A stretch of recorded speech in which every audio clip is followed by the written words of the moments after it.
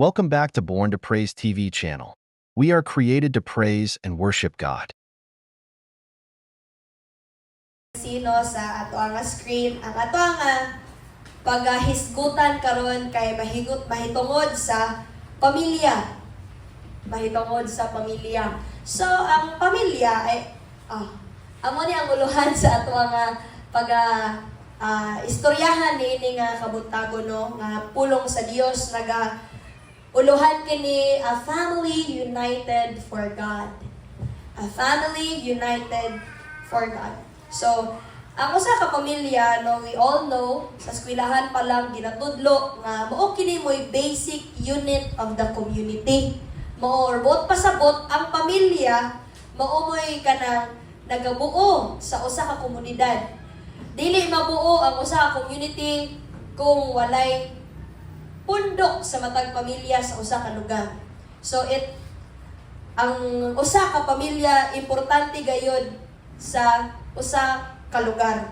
And bisan pa man no, sa ato ang pagkinabuhi, we consider our family importante gyud kaayo as a very important part of our lives. So what is the biblical perspective of family? Unsa man ang giingon sa Biblia bahin sa pamilya?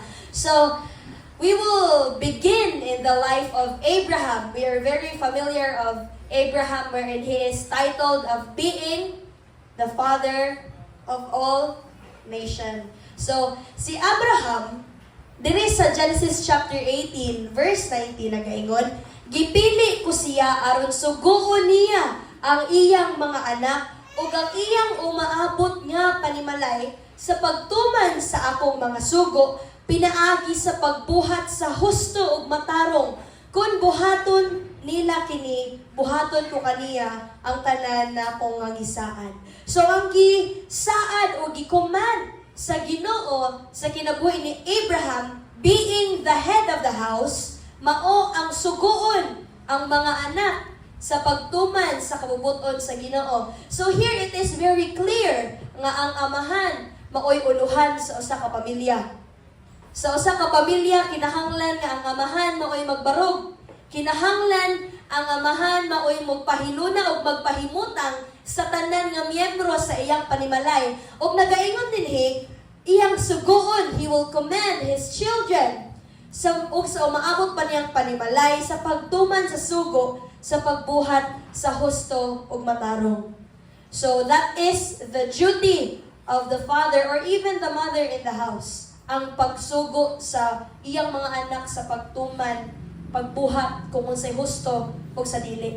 Maunang sa mga kabataan rag mga kabatanunan, when we will listen to the advices or correction that comes from our parents, sakit kay igdulungog or kanang sakit kaayos kasing-kasing, ang uban gani dili mutuman. Ang uban gani dili pud musunod. Kay para nila sila'y sakto.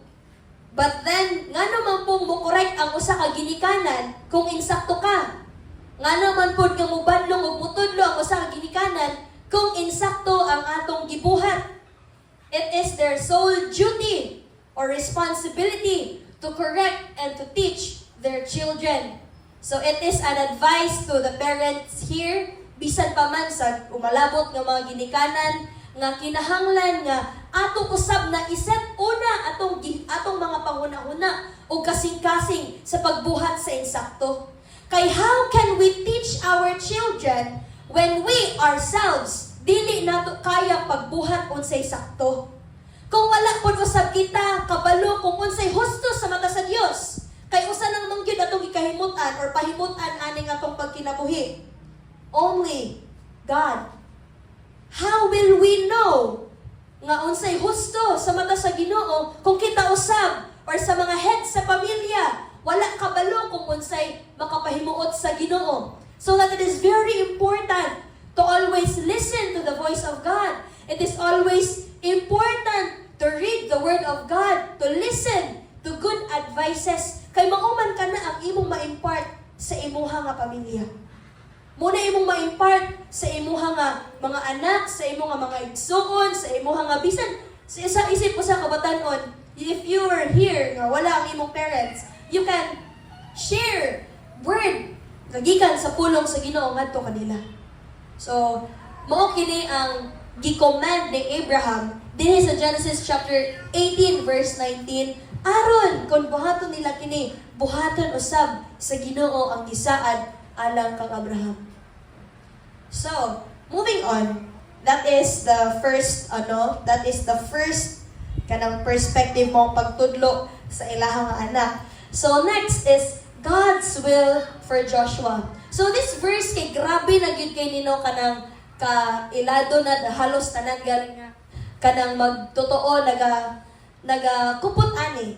In Joshua chapter 24 verse 15, kung dili ka mo andam sa pag-alagad kaniya, pagpili karong adlaw kung kinsay alagaran ninyo, ang mga Diyos-Diyos ba nga gialagaran sa inyong mga katigulangan dito sa Mesopotamia, o ang mga Diyos-Diyos ba sa mga Amorihanon dinhi sa Yuta nga gipuy-an ninyo karon? Apan alang kanako ug sa akong pamilya mag-alagad kami sa Ginoo. So ang background ani nga istorya no kay diin ang katawhan sa Israel ginaga-travel sila gikan sa Ehipto ngadto sa yuta nga gisaad sa Dios. Ug samtang sila nag-travel igsuon, daghan kaayo nga mga grupo or pundok sa mga tawo nga ilang mahibalag. Ug sa pundok sa mga tawo nga ilang mahibalag, naa sila'y mga Dios-Dios. Naa sila'y mga Ginoo nga makita nga ginama lamang sa tawo. Ug naay uban nga mga Israelita na impluwensyahan niini. So nana si Joshua, kung lisod para ninyo ang moalagad sa Ginoo, pagpili na lang mo kinsa inyong alagaran. Apan ako ug akong pamilya pilion nga moalagad sa Ginoo. Here in this lifetime, igsoon, daghan kaayo tang mahimong choices. Daghan kaayo ta nga pwede nga pilion moalagad ba ta sa Ginoo or magpabilin lamang ta sa atong kinabuhi kaniadto. Moalagad ba ta mosimba sa Ginoo or magpili ba ta sa atong trabaho or sa mga hugoy-hugoy aning kalibutan nga pwede nga masalikway nato ang ato nga pagsimba ug pag-alaga diha sa Ginoo. It is up to you, especially kung gipili na ka sa Ginoo. Especially kanato karon nga naa dire nga nakadungog sa pulong sa Ginoo.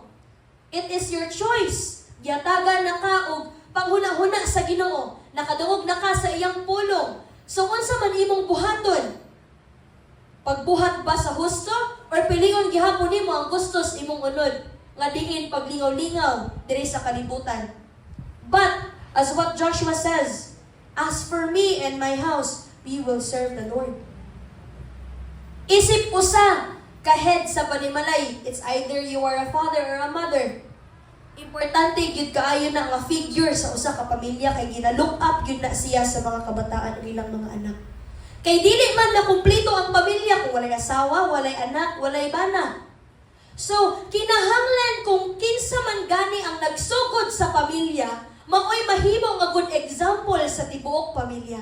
It's very, to say this nga. Wala po ko'y pamilya, alam ko ko'y sarili, but then I can see it is the biblical perspective. We are being taught by God on how to live a life nga sa tibuok nimong pamilya, hiusa sa mata sa Ginoo. Kanang this past few Sundays, discuss namos among discipleship ang bahin sa pamilya. So nanagyud mi background ani and kanang nakita namo kung unsa ka importansya ang pag-share sa kung unsa ang kaimportante ang pamilya diha sa mata sa Ginoo. Kung unsa ka importante ang pag-iusa diha sa mata sa Ginoo.